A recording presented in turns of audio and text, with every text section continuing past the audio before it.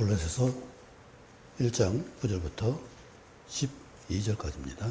이로써 우리도 어쨌든 날부터 너희를 위하여 기도하기를 그치지 아니하고 구하노니 너희로 하여금 모든 신령한 지혜와 총명에 하나님의 뜻을 아는 것으로 채우게 하시고 주께 합당하게 행하여 범사에 기쁘시게 하고 모든 선한 일에 열매를 맺게 하시며 하나님을 아는 것에 자라게 하시고 그의 영광의 힘을 따라 모든 능력으로 능하게 하시며 기쁨으로 모든 견딤과 오래 참음에 이르게 하시고 우리로 하여금 빛 가운데서 성도의 기업의 부분을 얻기에 합당하게 하신 아버지께 감사하게 하시기를 원하노라. 아멘. 어느 재벌집에 막내 아들이 아버지한테 제가 아버지한테 식사를 사드리겠습니다. 저녁 식사를 사드리겠습니다. 그래? 깜짝 네가 나한테 밥을 산다고? 그래. 그러자 그럼. 저녁을 먹었는데 이젠 저녁에 아버지가 이젠 술을 사세요. 저는 이제 저녁 때 되었으니까 술을 사주세요. 그래? 어디 갈까? 제가 잘 알고 있는 집에 있는데 가세요. 거기서 한번 사주시기 바랍니다. 그래, 가자. 가서 잘 먹었습니다. 고급으로 먹었습니다. 그 아버지가 계산을 하고 하러 갔는데 엄청나게 많이 나왔어요. 4배가 나왔어요. 4배가. 야, 이거 어떻게 된 일이야? 이거 어떻게 된 일이야? 아드님에게 예상이 있었는데 이번에 다 계산을 하라고 했어요.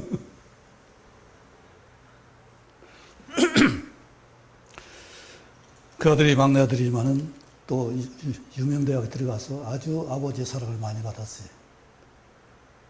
그가 구하는 것은 다 오케이, 다 받아줬어요.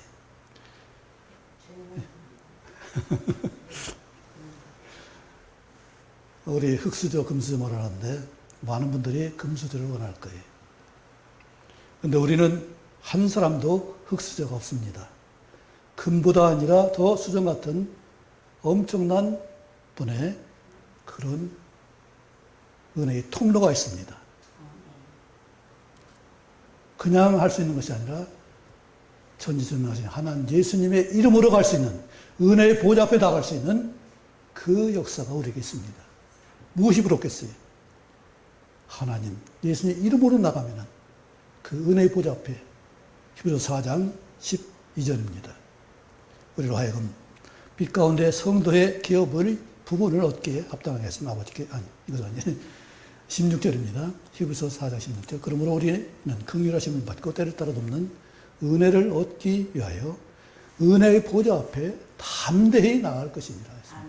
담대히. 그리고 영어 16장 1사절에 뭐라고 했어요? 지금까지는 내 이름으로 아무것도 구하지 않았어. 구하라. 그러면 받으리. 너의 기쁨이 충만이라. 예수님의 이름으로 무엇든지 구하면 다 받는다고 했어요. 그런데 우리가 받는 기도에 대해서 조금 오해를 하고 있는 것입니다. 내일부터 추석이 오는데 추석의 특징이 뭐예요? 특징이 추석 보름달입니다. 엄청나게 큰 달이에요. 가장 큰 만월이에요. 그런데 그때 하는 일이 뭐예요?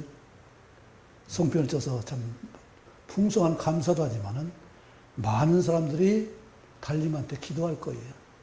감사합니다. 더 풍성하게 이대로 풍성하게 한가위만 같아라는 아마 기도 제목이 있을 거예요. 우리 시골에도 옛날에 동산이 있었는데 거기 큰 바위가 있었어요. 한 우리 길로 3길 정도는 될 거예요. 근데 거기에 제사를 많이 지내요. 가끔 가면 그 떡도 있고 과일도 있고 그래요. 뭔가 크고 위험 장엄하면은 거기가 의지하고 싶은 것이 사람의 생각이에요. 그런데 아무리 똑똑한 사람도 바위 뜻을 알아요? 나무 뜻을 알아요? 그 엄청난 큰 산의 뜻을 알아요? 자기 마음대로 구하는 거예요. 그런데 우리는 어때요? 그처럼 똑같이 내 마음대로 구하는 것이 아니라 오늘 구절은 뭐라고 했어요?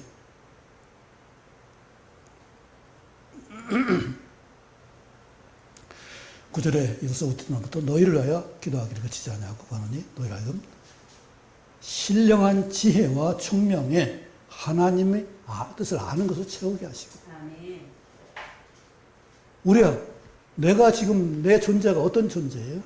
하나님 형상으로 지음받은 존재예요. 그렇다면 무엇을 채워야 돼요? 세상 지식 학문인가요? 세상 사상인가요? 세상 지성인가요? 그게 온전한가요? 우리 많은 사람들이 세대차를 느끼고 많은 시대의 차이를 많이 얘기를 합니다. 그런데 중요한 것은 시대가 변해도 변치 않는 것이 있어요. 달이 뜨고 지는 거 변하나요? 태양이 뜨고 지는 그 시가 변하나요? 딱 두 번 있었습니다. 한 번은 여호수아 때 태양아 머무르라 했을 때 그것이 중천에서 싸움이 다 이기까지 머물러서 그것이 지지 않았다고 그랬어요. 또 하나 히스기야 때 해그림자가 뒤로 10도 물러가게 해달라는 요청을 하나님 들어줬어요. 그래서 과학자들이 시계를 하면서 계산하면서 오차가 있는 걸 발견했어요. 이게 안 맞지?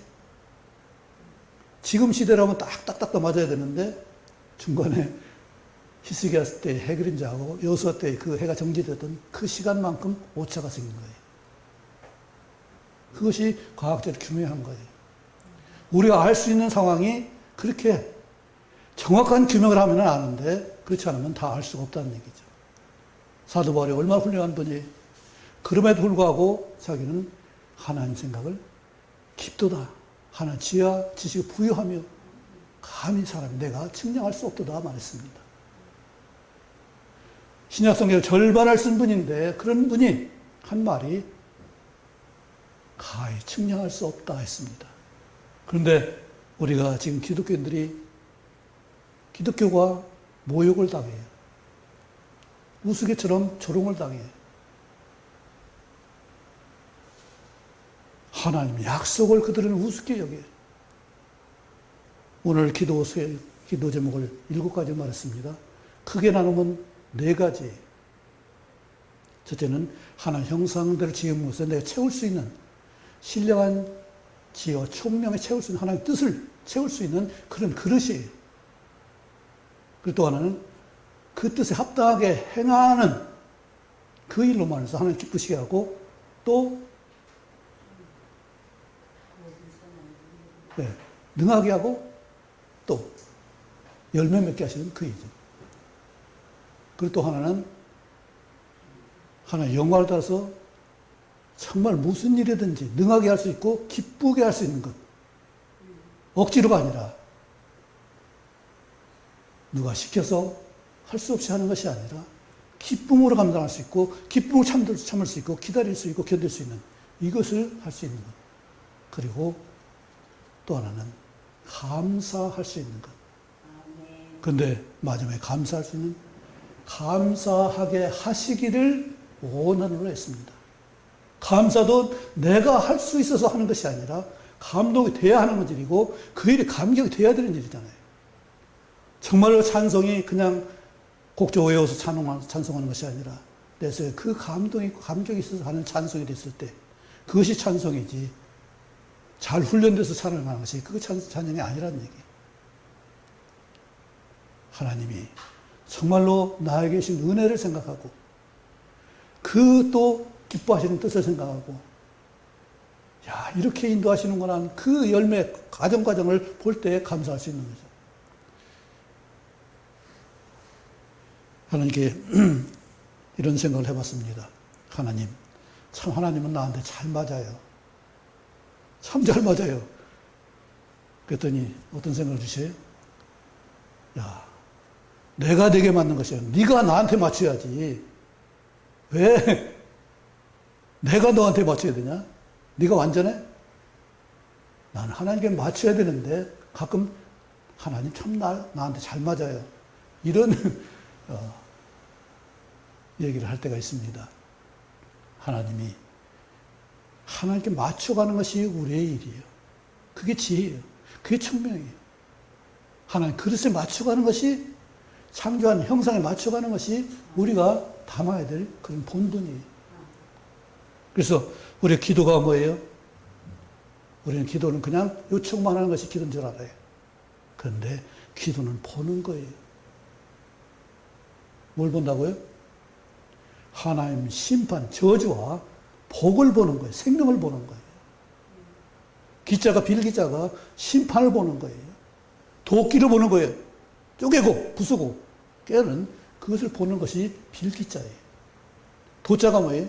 목숨 수에다 보일 시자예요. 목숨을 보고 생명을 보는 거예요. 하나님은 복과 저주를 우리에게 주셨어요. 그게 어디 있어요?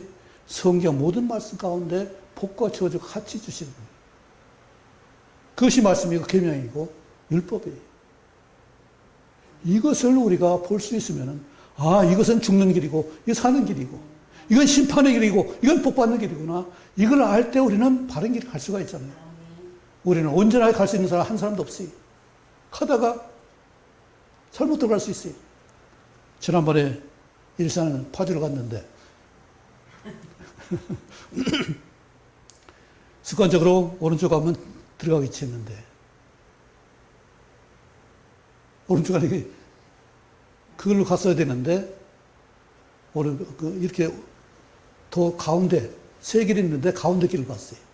그러니까 이게 거꾸로 의정부쯤 파주 쪽 그 위쪽으로 가는 거였어요.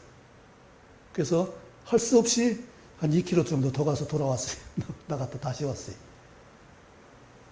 순간적으로 정신 안 차리면은 그렇게 엉뚱하게 갈 수가 있어요. 잘 갔는데도 이게 가는지 맞는지 분별이 안 될 때도 있어요. 처음에 운전을 배워가지고 처가를 가는데 처음 초행길이죠. 근데 길을 모자랐어요. 꽉 채웠는데도 거기를 못 가겠더라고요. 그래서 나가서 기름 넣고 들어왔는데 이게 바른 길인지 아닌지 분명히 이정표를 붙들고 바꿨는데 생각이 꼭 거꾸로 올라가는데 서울 가는 것 같아요. 한참을 가다 보니까 내려가는 거더라고요. 바로 탄 거예요. 내가 분별을 못 하겠어요. 방향 감각이 잃어버려서. 우리가 이처럼 헤매는 게 한두 가지가 아니죠. 그래서 디모데 3장 16절 말씀에 감동으로 교훈과 책망과 바른 경고로 교육하기 일까니. 교훈이 있고 책망이 있어요. 책망을 받을 수 있는 사람이 배우는 사람이 겸손한 사람이에요. 그렇죠? 그래서 책망은 아이가 해도 받아야 돼. 어린 아이가 나무라도 그것을 받을 수 있어야 돼.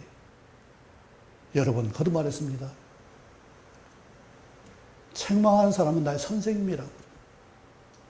나를 칭찬하는 사람은 나의 도둑이라고 했어요. 그래서 많은 사람들이 칭찬으로 아이를 교육합니다. 그런데 아이가 칭찬을 듣고 잘 되네 잘하네 하니까 자기 생각 없이 엄마 기뻐하시네 그러니까 기뻐하는 거 그림 잘 그렸네 그림 그렸어요. 자꾸 해봤어요. 그래서 미대까지 갔어요. 그런데 가서 해보니까 적성에 안 맞는 거였어요. 엄마 칭찬 때문에 거기 갔는데 가서 보니까 자기는 거기에 맞지 않는 거였어요. 칭찬은 그에게 필요한 것을 깨우쳐주고 도와주는 것이지 그냥 잘한다 잘해서 푹 뜯어서 엉뚱한 길로 가게 하는 것이 칭찬이 아니라는 얘기예요. 하나님이 우리에게 엄청난 일을 맡겨주셨어요. 아까도 했지만 하나님 참 나는 너무 좋아요. 너무 잘 맞아요. 그런데 하나님이 빌보 2장에 뭐라고 했어요? 2장 13절입니다. 너희 안에서 행하시는 이는 하나님이시니 자기의 기쁘신 뜻을 위하여 너희로 소원을 두고 행하게 하신다고 했어요. 하나님 내 안에 계셔서 성령으로 말미암아 나를 하나님 기쁘신 뜻을 위해서 소원을 두고 행하게 하신다고 했어요. 우리는 내 욕심 채우면 되는 줄 알아요. 그게 아니라 하나님이 원하시는 일을 할 수 있어야 가장 좋은 길이에요. 오늘 기쁘시게 하는 말씀이 두 번이나 나와요. 거듭나옵니다. 하나님 기쁘시게 하는 일, 이것이 참으로 귀하다고 했습니다. 합당하게 행해서 기쁘시게 하는 일. 그리고 내가 무슨 일이든지 기쁨으로 하는 것. 힘들고 어려워도 기쁘게 하는 것. 전혀 다른 결과죠. 많은 부모들이 옛날에 시골에서 고생하면서 참 자녀들 교육을 시켰습니다. 그 힘든 일이 힘들지만은 자녀가 잘 된다고 하니까 그 일에 매여서 힘들어도 감당했어요. 왜? 자녀가 잘 되는 길이니까. 그것이 힘들어도 너희 감당할 수 있었고 기쁜 일이었어요. 이렇게 해서 이것이 잘 된다면 아름다운 결과를 맺으니까 하나님 기뻐하시는 일이죠. 우리도 마찬가지입니다. 정말 어떤 일을 할 때 기쁨으로 하면은 그 일이 훨씬 쉬울 수가 있어요. 힘이 날 수 있어요. 그리고 오래 할 수 있습니다. 견딜 수 있는 능력이 있어요. 또 하나님은 지혜로 감당하면 일이 쉬울 수도 있어요. 예수님 어떤 분이세요? 너희는 나의 겸손과 온유를 멍에를 메고 배우라고 했어요. 내게 배우라고 했어요. 멍에를 메고 배우는 일이 그냥 배우는 일이 아니라 멍에를 메고 전심으로 집중해서 배우는 것이 멍에 매는 거예요. 멍에를 매면은 다른 일 못해요. 온전히 목에 멍에를 맸기 때문에 힘을 쏟아야 갈 수 있기 때문에 다른 짓을 못해요. 멍에를 매면 고개를 들 수가 없어요. 온전히 집중해서 가야만 돼요. 그러면 힘을 쓸 수가 있어요. 만약 멍에 매지 않고 그냥 허리에 매면은 벗어지기도 하고 힘을 쓸 수도 없어요. 끌 수가 없어요. 예수님이 하나님이신데 전능하신 분인데 우리를 창조하신 분인데 그분이 오셔서 나의 멍에를 매라고 했어요. 예수님 겸손과 온유는 그냥 겸손과 온유가 아니에요. 온유는 우리 모두를 안을 수 있는 그런 온유예요. 겸손은 우리에게 생명을 줄 수 있는 최고의 충성이에요. 주님은 그렇게 우리를 사랑하시고 그렇게 대접해 주셨어요. 그분께서 우리를 도우시는 은혜인데 그런 능력인데 그걸 써줬다면 우리는 얼마든지 큰 일을 할 수 있을 것입니다. 그리고 이 모든 걸 감동이 있어야 하는 일이지 그냥 하는 일이 아니죠. 성령의 감동 없이 내가 의지로 해보세요. 얼마나 할 수 있을지 몰라요. 그러나 감동이 계속되지 않으면 우리는 하다가 멈출 수밖에 없고 또 우리 생명이 한계가 있잖아요. 한 번 죽는 것을 모두 다 정했다고 했어요. 죽음 안에 우리는 다 한계에 머물 수밖에 없어요. 내가 아무리 의지가 강해도 죽음 앞에서는 아무 소용없어요. 하나님이 부활의 권능으로 다시 살리지 않으면 또 다시 새롭게 하지 않으면 주님의 영광의 몸의 형체가 변케 하지 않으면 우리는 하늘나라에 갈 수가 없습니다. 우리 주님의 자녀로 태어나는 것도 그냥 할 수가 없어요. 어떤 의지나 힘으로 할 수가 없어요. 예수 그리스도를 제사함의 권능, 은혜를 인정하고 고백해야만 우리는 주님의 자녀가 될 수 있습니다. 내 자신을 부인하고 회개하고 죄를 받아야 우리는 하나님 자녀가 될 수 있습니다. 내가 지식 많이 쌓아서 힘을 많이 길러서 하나님 자녀가 되는 것이 아니라 나 자신이 어떤 존재인지를 알고 나는 안 됩니다라는 그런 회개와 자백 가운데서 나를 부인하고 물속에 나는 죽었습니다 하는 고백 가운데 있을 때 우리는 하나님 자녀가 될 수 있는 것이지 그냥 세상 지식으로 되는 것이 아니고 모든 소유로 되는 것이 아니라는 얘기죠. 아무리 재벌 부자라도 그들은 구원을 스스로 이룰 수가 없습니다. 왜요? 하나님의 조건은 내가 아니라 예수님의 이름이고 예수님의 공로고 예수님의 의와 거룩함이기 때문에 그렇습니다. 사람의 의로는, 사람의 행위로는 이것을 온전하게 이룰 수 있는 사람이 한 사람도 없기 때문에 그렇습니다. 그래서 예수님 오셨고 예수님께서 우리를 위해서 대신 십자가에 못 박아 죽으신 것을 말하고 있죠. 그게 아니라면 우리는 구원을 이룰 수 없습니다. 이렇게 태어난 것도 내 부모가 아니면 내가 태어날 수 없어요. 내 부모가 아니라면 나는 존재할 수가 없어요. 내가 어떤 힘을 기울여서 내가 태어났나요? 내가 태어났기 때문에 부모에게 이거 주세요, 저거 주세요 할 수가 있고 부모의 은혜를 누릴 수 있는 거죠. 태어나야 우리는 은혜를 누릴 수 있는, 마찬가지로 하나님의 은혜의 구원을 받아야만 우리는 이처럼 하나님께 구할 수 있는, 은혜의 보좌 앞에 나갈 수 있는 이 은혜를 누리는 거죠. 얼마나 큰 복인지 몰라요. 이것은 세상 어떤 것보다 비교할 수 없는 복입니다. 우리 엘리야가 스승 엘리사가 엘리야에게 부탁을 합니다. 엘리야가 참 떠나가면서 내가 떠나갈 테니까 하나님 날 부르시니까 소원을 말해라. 그러니까 스승님의 영감의 갑절을 주십시오. 야, 네가 어려운 거란다. 어떻게 그거 내가 줄 수 없는 것이 하나님이 날 취해가면 허락하실 거예요. 영감 갑절을 구했습니다. 우리도 그런 은혜를 구하기 바랍니다. 오늘 7가지를 하겠습니다. 네 가지, 크게는 4개, 자세히 나누면 7가지입니다. 그걸 다 우리 누릴 수 있기 바랍니다. 먼저는 내 몸이, 내 형상이, 내 그릇이 하나님의 뜻을 채우는 그 역사가 있길 원합니다. 우리 모든 사람이 그냥 이런 동물과 같은 존재가 아니에요. 신령한 존재예요. 그리고 지혜가 있어요. 총명이 있어요. 그런데 거기에 뭘 담아야 된다고요? 하나님의 뜻을 채워야만 되는 얘기죠. 하나님 뜻을 채우지 않고도 많이 잘 살아요. 부자로 살 수 있어요. 재벌로 살 수도 있어요. 또 그 금수저로 태어날 수도 있어요. 그러나 어떤 경우도 하나님 뜻을 채우지 않은 그릇은 나중에 다 버림받고 태워버리고 지옥불에 갈 것밖에 안 되는 거죠. 하나님 뜻을 채워야 이거 보물이네, 이거 귀한 거네. 하나님 그래서 그걸 간수하시고 보호하시고 천국까지 이끌어 주시는 거죠. 내 속에 예수님이 없다면, 성령이 안 계시다면 우리는 내가 그저 한번 먼지로 흩어져 질 것뿐이죠.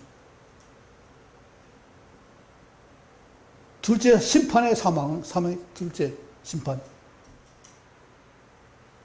둘째 사망의 심판. 하나님 심판인 둘째 사망으로 완전히 소멸될 수밖에 없는 존재예요. 이걸 아니라고 할 수 있는 사람이 누가 있어요? 마음 똑똑한 사람도 여기서 아니라고 할 수 있어요? 하나님 하시면 천사장의 소리가 나팔과 소리가 들린다면 우리는 변화돼서 올라갈지만 하나님의 자녀가 천국에 갈 수 있지만 그것을 듣지 못한 변화되지 못한 사람들은 둘째 사망으로 갈 수밖에 없습니다. 심판에 부활로 일어나서 둘째 사망으로 갈 수밖에 없어요. 다시 죽을 수밖에 없어요. 그러나 변화된 사람들은 이제 생명의 부활로 천국에서의 복된 삶을 살 수 있습니다. 영원히 있습니다. 참된 삶이 있고 거기는 아픔과 고통이 없는 그런 세상이에요. 이것을 구할 수 있는 신분이 바로 우리 말씀으로 약속으로 태어난 거듭난 신분이에요. 이것이 있으면 우리는 당연하게 성경 말씀이 뭐예요? 약속의 말씀이잖아요. 구약과 신약 다 예수님이 오시기로 한 언약의 약속의 말씀, 구약이고 오셔서 이루신, 다시 오시마 하신 분이 신약 성경이십니다. 이것이 내 속에 채워졌을 때 우리는 정말로 하나님의 뜻 가운데 새로운 형상을 누릴 수 있는 삶을 사는 거죠. 그리고 두 번째는 하나님 채웠다면 마땅히 합당하게 행하는 역사가 있어야 되겠죠. 그렇죠? 내 속에 말씀이 있고 성령이 계시다면 성령의 사람, 말씀의 사람 사는 그 열매가 반드시 있기 마련이죠. 그래서 합당히 행하게 할 수 있어. 범사에 하나님 기쁘시게 할 수 있죠. 말씀이 내 속에 없다면 하고 싶어도 못하는 일이지. 그런데 우리 하나님 형상 가운데 약수의 말씀, 하나님 뜻이 세워져 있기 때문에 우리는 합당히 행해서 보험에서 기쁘시게 할 수 있고, 또 거기에 보험에 선한 일에 열매를 맺게 하시며, 말씀대로 열매 맺는 거죠. 또 아는 것을 하나님 가서 잘한다. 이것은 뭐예요? 믿음의 성장이에요. 경험해봐야 우리는 믿음의 성장이에요.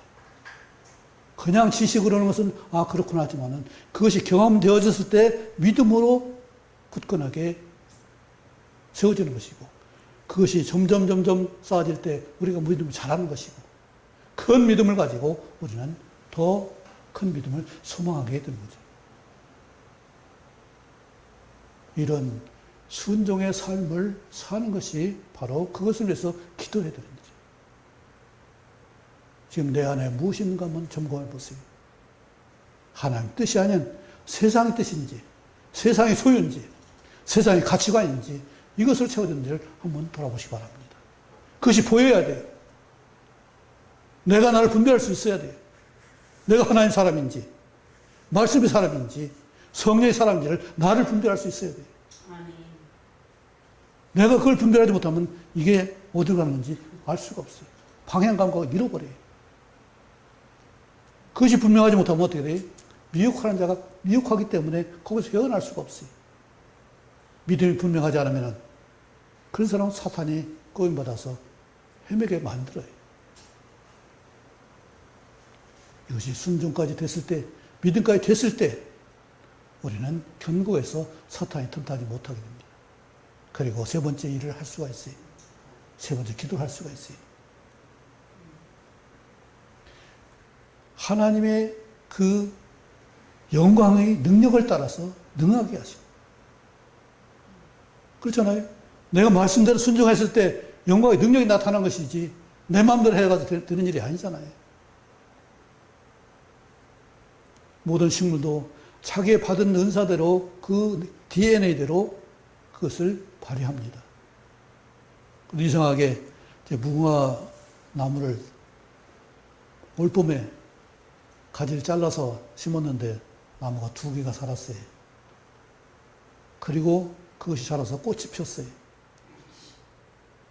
그런데 두 나무가 똑같은 나무에서 자랐는데, 한 나무에서 잘라서 심었는데 한 나무는 꽃 색깔이 이상해. 히읗부는 흰색도 아니고 빨간색도 아니고 아주 색깔이 이상해. 하나는 제대로 폈어요. 제대로 색깔을 입었어요. 본래. 같은 나무에서 잘라서 심었는데 이게 이상한 게 나오더라고요. 우리는 나를 점검해 봐야 돼요. 그 인자를 점검해 봐야 돼요. 왜 그러냐면 무궁화를 제거할 때 무궁화도 여러 종류가 있거든요. 꽃이 활짝 펴서 뒤집어지는 꽃이 있어요. 다 갈라지는, 꽃잎이 갈라지는 게 있어요. 그런데 어떤 나무는 갈라지지 않고 오목하게 크게 핀 꽃이 있어요. 목련이 언제 이뻐요? 벌어질 때 이쁘죠. 젖혀지면 아주 흉해요. 무궁화도 벌어지기가 약간 완전히 벌어지지 않는 그런 상태가 참 보기 좋아서 그 종류를 제가 깎아다 심었거든요. 그런데 꽃이 잘 폈습니다. 이처럼 그 본래 본분이 그대로 나타나는 거예요. 그대로 형질이 나타나는 거예요. 우리의 약속의 말씀을 채웠다면, 하나님 형상을 채웠다면 그것이 나타나게 마련이잖아요. 그러면은 영광의 능력을 행할 수 있는 것이고, 오래 참과 또 견딤, 이것을 기쁨으로 할 수 있는 일이에요. 왜? 소망이 있으니까. 이건 반드시 성취하는 일이야. 반드시 열매가 맺는 일이야. 반드시 이것은 상급이 있는 일이야. 그걸 믿으면은 어떻게 돼요? 힘들어도 견딜 능력이 생기잖아요.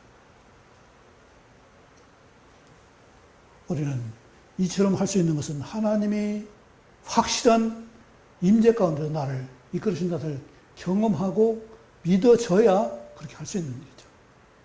그냥 기쁨으로 견딜 수 있는 일이 아니에요. 반드시 하나님이 역사하신다는 믿음을 가졌을 때 기쁨으로 오래 참고 견딜 수가 있는 거죠. 이겨낼 수 있는 일이죠.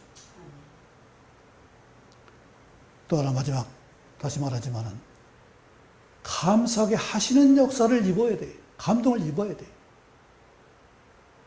그냥 우리는 감사할 수 있습니다. 부모님 감사합니다 할 수 있어요. 저는 어머니에 참 감사해요. 어머니 제 건강을 위해서 많이 애쓰셨거든요. 어쨌든 한 끼를 굶지 않도록 굶는 것은 어머니 사전은 없어요. 어떻게든 배를 채워야 되고 아파도 먹어야 되고. 그래서 어머니 계실 때 한 번도 굶지 않고 그 어려운 상황에서도 잘 살았어요. 그래서 제가 좀 키가 조금 큰 것 같아요. 어머니는 굶는 거 절대 용납을 안 하셨어요. 그래서 항상 넉넉하게 채웠어요. 그래서 우리 형제들이 6남매인데 형제들이 먹는 거 싸운 일이 없어요. 감자든 육수든 넉넉하게 씌워놓기 때문에 항상. 이처럼 우리를 채우시는 하나님이 있다면 오늘 이 명절 추석 때 정말 이 풍성함을 우리는 나눌 수 있고 함께하는 즐거움이잖아요. 하나님이 이렇게 해준 것을 기억하고 감사를 감동했으면 우리는 찬양이 나와요. 우리는 로봇가 아니에요. 그냥 움직이는 대로 집어넣는 대로 된 거 아니에요. 하나님 왜 이같이 기도 제목을 우리에게 말씀하세요? 기도 제목 안 넣어줘도 다 세뇌해서 다 해주면 될 거잖아요. 그런데 왜 이 기도 제목을 말씀하세요? 왜 사도 바울을 통해서 이같이 세세하게 말씀하세요? 내가 자유의지로 존재하기 때문에 그렇습니다. 우리는 무조건적인 순종이 아니에요. 하나님이 가장 좋은 걸 주시길 원하지만 그냥 이 좋은 것이니까 너 먹어. 이것이 아니에요. 이게 참 좋단다.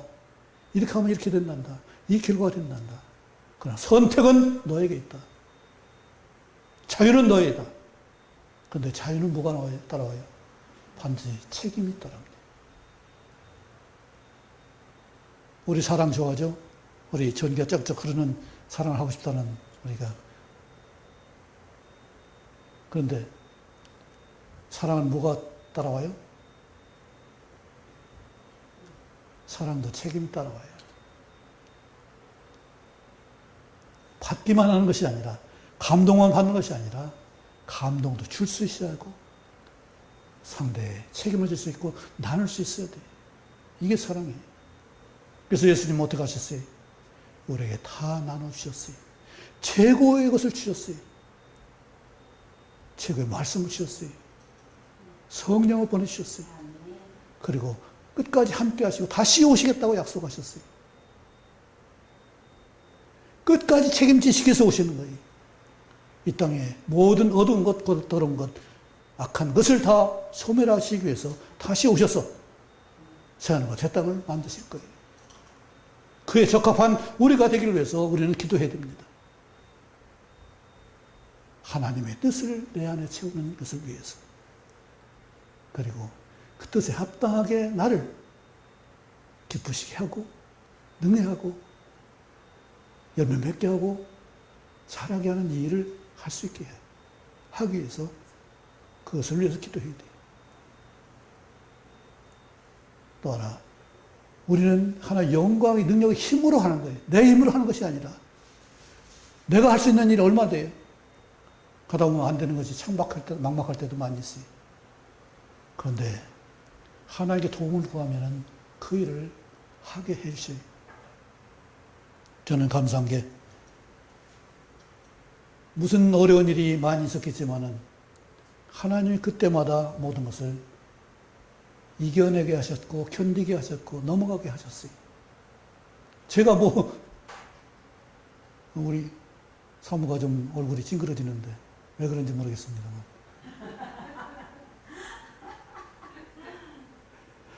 네. 물론 나로 말미암아서 힘들었을 수 있을 거예요. 네. 그런데 미안하게도 나만큼 나는 견딜만 했습니다. 이겨낼 수 있었습니다.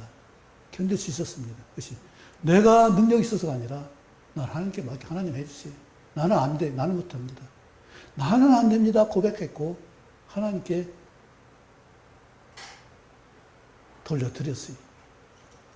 좀 더 내가 더 열심히 했다면 그것이 더 시간도 빨랐을 것이고 효과가 더 빨랐을지만 부족한 걸 어떻게 하겠어요.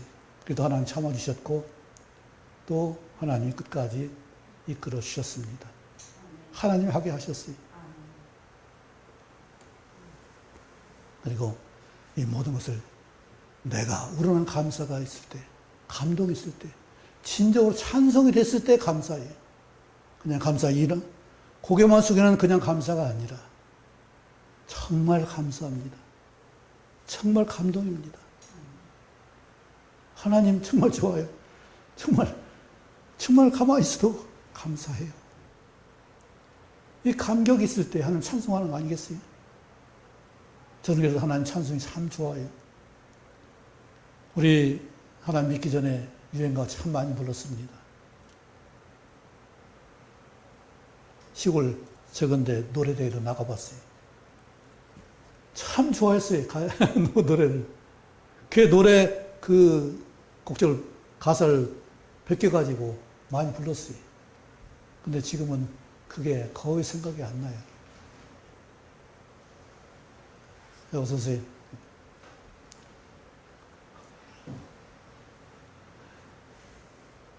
하나님이 나를 가치관을 바꿔줬어요. 찬송으로 바꿨어요. 감사로 바꿨어요. 그리고 순종으로 바꿨습니다. 또 즉시 순종이 안 되는 것은 어떻게 했어요? 그냥 참고 견딜 수 있는 그 믿음으로, 은혜로 우리에게 날 주셨습니다. 지금 제가 한 것은 내가 뭐 특별한 것이 아니라 감사를 할 수 있었기 때문에 이 자리에 있었을 것이고, 오늘 추석 생각할 때 너무나 감사가 많죠. 감사하게 하시는 하나님의 은혜를 다시 한번 생각해 보시기 바랍니다. 하나님이 감사하게 하지 않은 것, 우리가 그냥 인사치레 할 수가 있어요. 그런데 하나님 감사하시는 것은 진정으로 내가 찬송하고 고백할 수 있고 춤출 수 있는 그 기쁨인 말입니다. 하나님께 영광을 돌리시기 바랍니다. 오늘 이렇게까지 하나님 지으신 형상으로 하나님의 뜻을 채우는 역사, 그리고 하나님 합당한 순종으로 모든 기쁘심과 또 열매 맺는 일과 성장하는 일, 그리고 또 내가 영광의 능력, 힘으로 기쁨으로 견딜 수 있는 그것을 위해서 기도하시기 바랍니다. 내가 힘든 일, 어려운 일이 있습니다. 그런데 어떻게 이길 수 있어요? 그냥 욕하고 무시하면 됩니까? 그게 아니라 하나님 축복하라고 했어요. 감사하라고 했어요. 그리고 감사하게 하시는 것을 생각해 보세요. 요즘 한동안 유행했습니다. 감사 노트를 적는 일. 감사한 일을 적어보는 일을 유행처럼 했어요. 우리는 이것을 통해서 더욱더 감사하고 찬양할 수 있는 그런 감사가 되도록 위해서 기도하시기 바랍니다. 그냥 감사합니다. 정모정로 아니라 이것이 어떻게 이렇게 될 수 있는지를 감사하고 이렇게 하게 하신 하나님을 진정으로 고백함으로 찬양할 수 있는 우리가 되길 바랍니다. 찬양을 위해서 지으신 하나님의 역사가 우리가 진정으로 그런 진정한 찬양의 고백이 있게 위해서 기도하고 결과를 찬양을 돌리시길 간절히 원합니다. 그래서 하나님이 이 한가위에 풍성한 우리의 삶이 되고 풍성한 관계가 되고 풍성한 나눔이 되게 하시길 간절히 원합니다. 기도하겠습니다. 아버지 하나님, 우리에게 이처럼 하나님의 형상에 놀랍게 하나의 뜻 세울 수 있는 귀한 그릇을 삼아주시고 또 그냥 채울 수 있는 것이 아니라 합당하게 행해서 하나님의 기쁨과 하나님 기쁘시게 할 수 있고 성장할 수 있고 열매 맺는 이 삶을 살 수 있게 하시고 무엇보다 이제는 내 힘으로가 아니라 하나님 기뻐하시는 능력으로 감당할 수 있고 참고 견딜 수 있고 영광의 힘으로 할 수 있는 저희 되게 하시며 진정으로 감사 찬양 고백할 수 있는 저희를 위해서 하나님 그 일을 위해서 기도할 수 있도록 저희를 도와주옵소서. 그래서 말씀을 상고할 수 있고 암송할 수 있고 묵상할 수 있고 그대로 순종을 다짐할 수 있는 저희 삶이 되게 기도할 수 있기를 원합니다. 우리 삶을 다스려 주옵소서. 환경을 이끌어 주옵소서. 마음을 넓혀 주옵소서. 예수님 이름으로 기도하옵나이다. 아멘.